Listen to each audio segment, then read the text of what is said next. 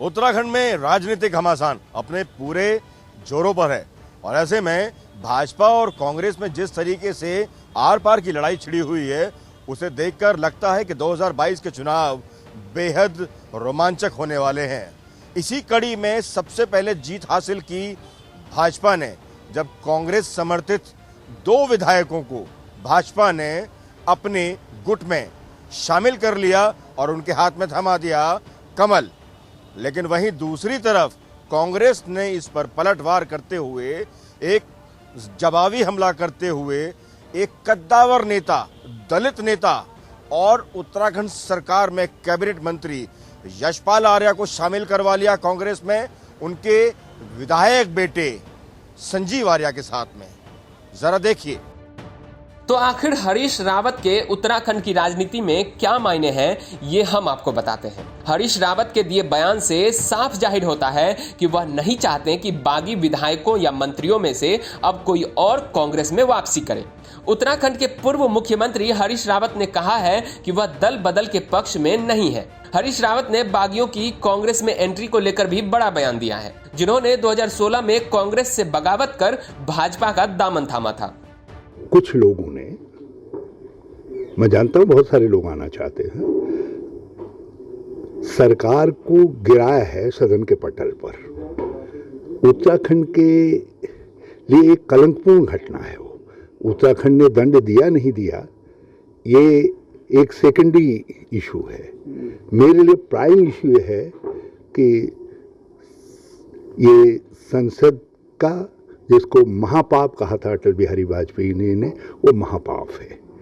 ऐसे महापापी यदि कांग्रेस में आना चाह रहे हैं तो पहले अपने पाप को स्वीकार तो करें।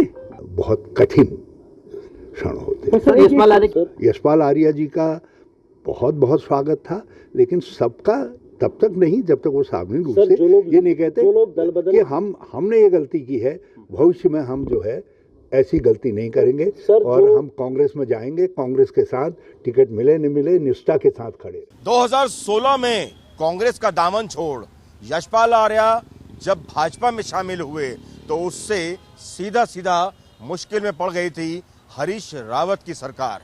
इसके साथ ही 2016 में हरीश रावत की सरकार पहले गिरी और उसके बाद फिर हाई कोर्ट के आदेश के बाद ही वो बहाल हो सकी।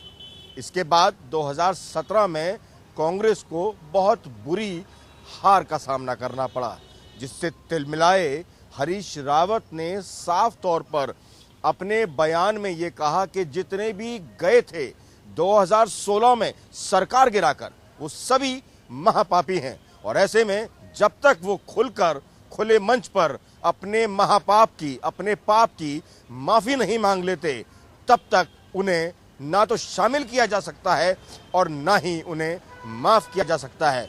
लिहाजा संजीव आर्या और उनके पिता यशपाल आर्या की वापसी से एक खेमा जहां कांग्रेस का बेहद खुश है, तो वहीं दूसरी ओर 2016 में गहरी चोट खा चुके हरीश रावत इससे बेहद नाराज भी हैं और तिलमिलाए भी हुए हैं।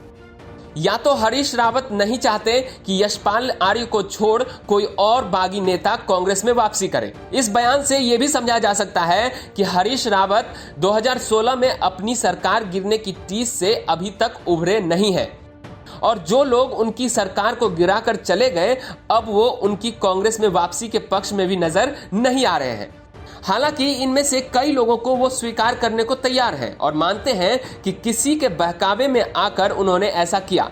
पर कुछ नेता, जिनमें कद्दावर नेता हरक सिंह रावत, सुबोध उनियाल और विजय बहुगुणा जैसे लोगों को किसी भी हाल में कांग्रेस में वापसी के पक्ष में नहीं है।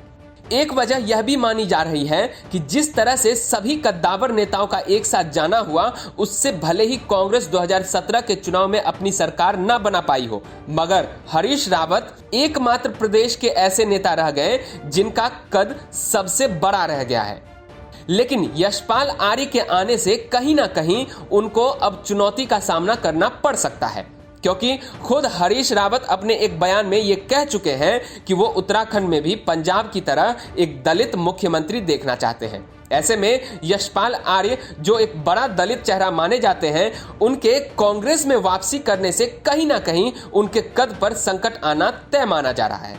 लिहाजा वो बाकी बचे हुए नेताओं की घर वापसी के पक्ष में नजर नहीं आते, क्योंकि ऐसा करने से मुश्किलें कम होने के बजाय बढ़ने की उम्मीद ज्यादा है हरीश रावत के लिए।